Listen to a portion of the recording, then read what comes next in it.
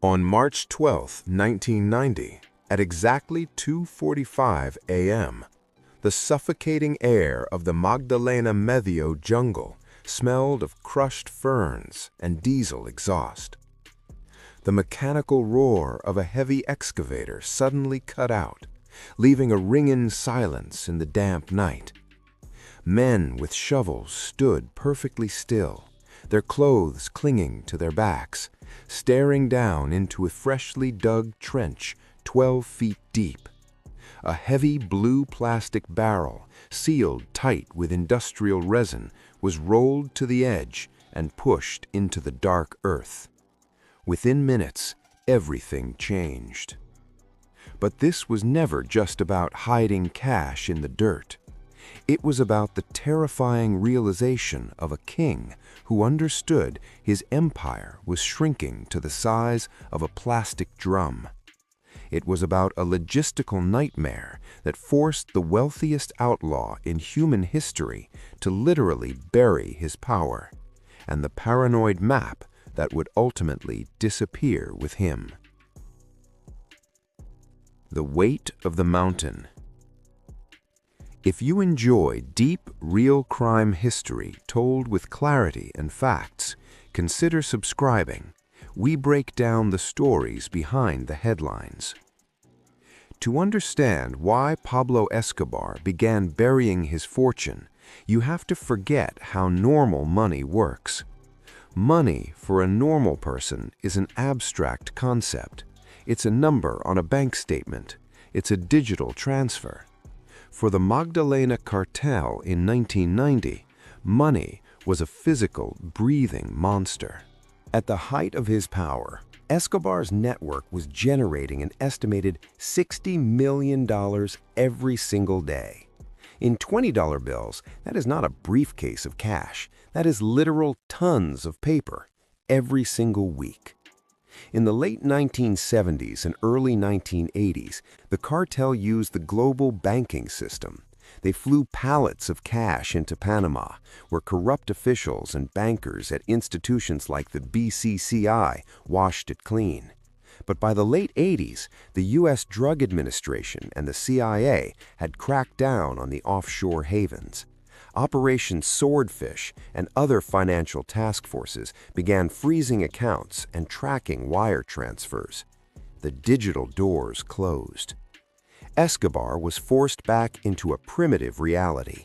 He had to keep the cash liquid, and more importantly, he had to keep it hidden from the newly formed Colombian Search Bloc, an elite police unit tasked with hunting him down. He could no longer trust warehouses in the city. A single raid could cost him $50 million. He couldn't trust banks. So he looked to the earth. The architecture of paranoia. Burying money sounds simple.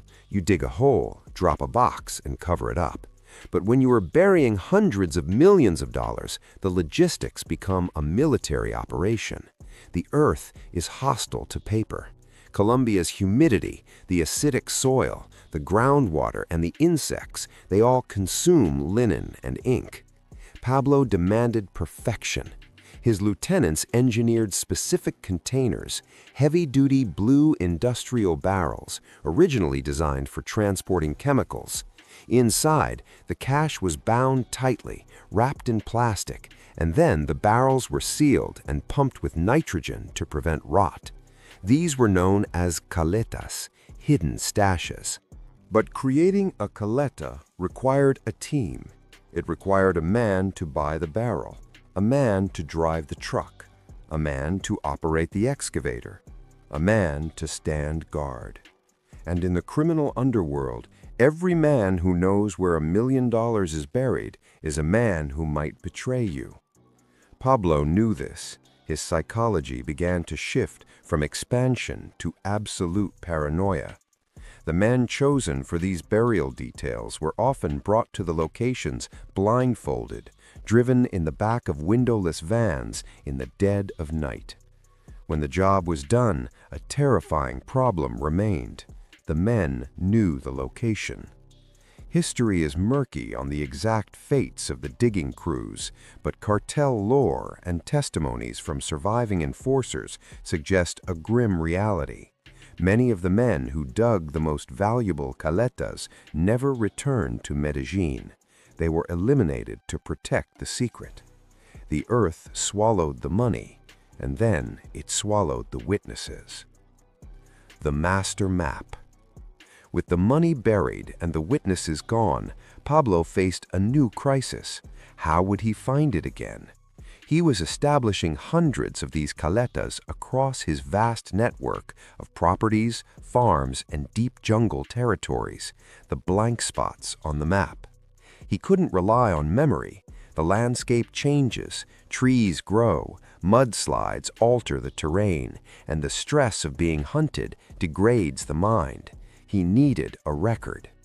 According to legend and intelligence reports, Pablo created a master map, or more accurately, a decentralized system of coordinates and ledgers kept by a highly trusted inner circle, most notably his brother and chief accountant, Roberto Escobar, and a few select lieutenants. This map wasn't an X marks the spot pirate parchment. It was a cryptic index of property names, distances from landmarks, and numerical codes corresponding to the contents of specific blue barrels.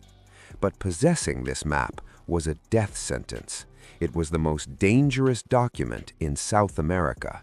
If the search block found it, they wouldn't just bankrupt him, they would destroy his ability to pay the thousands of sicarios, informants, and corrupt officials that kept him alive. He was trapped in a paradox. The system designed to protect his wealth was now the greatest threat to his survival.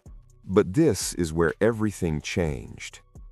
Pablo thought he was in control because the money was out of sight. He believed the earth had given him absolute security. They had no idea what was coming. In 1991, the Colombian government and the Cali cartel, Pablo's bitter rivals, changed their tactics. They stopped looking for Pablo, the man.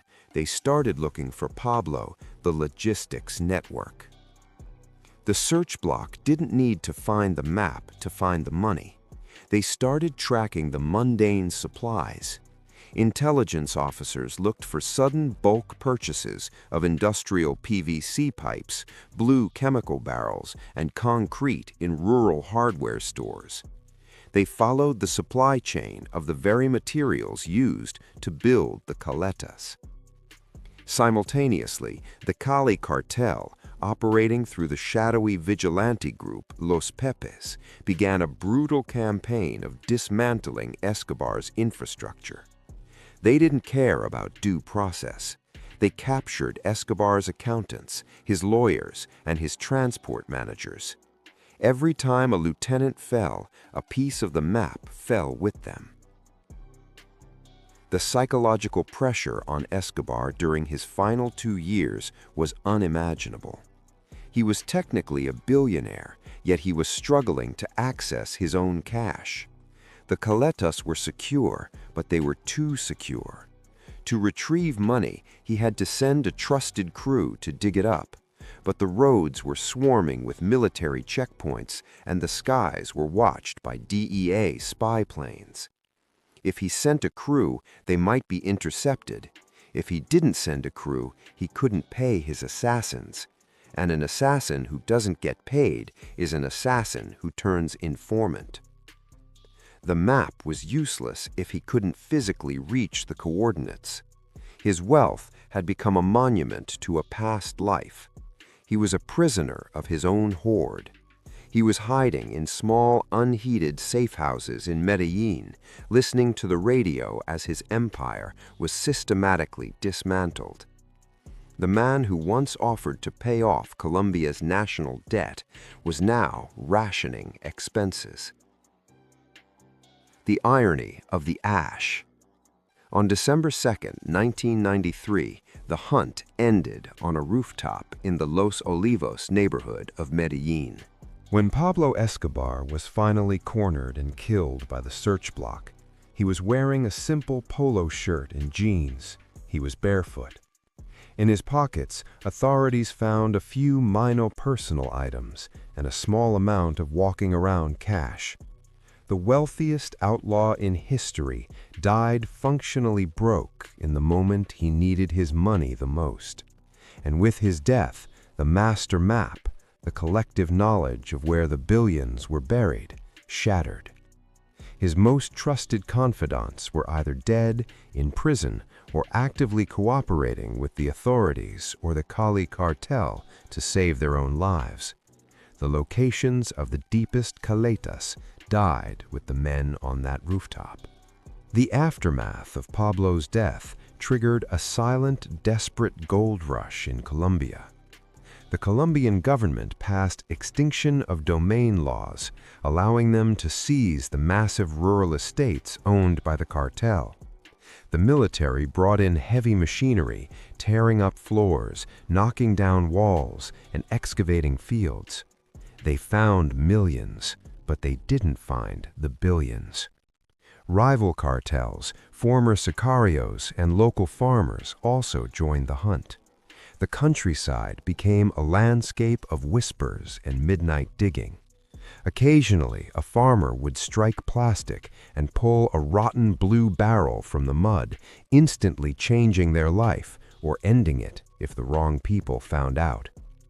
But historians and financial experts estimate that of the vast fortune Escobar buried, the majority was never recovered. As the decades pass, those blue barrels are failing. The nitrogen seals break, the water ground seeps in, the paper rots. Beneath the soil of Antioquia, billions of dollars are slowly turning into a worthless, moldy green sludge. The haunting truth. The story of the buried billions is the ultimate proof of Pablo Escobar's failure. He built an empire on the illusion of absolute control. He thought he could dominate the government, the people, and eventually the earth itself. He buried his money believing he was preserving his future. In reality, he was digging his own grave long before he ever reached that rooftop.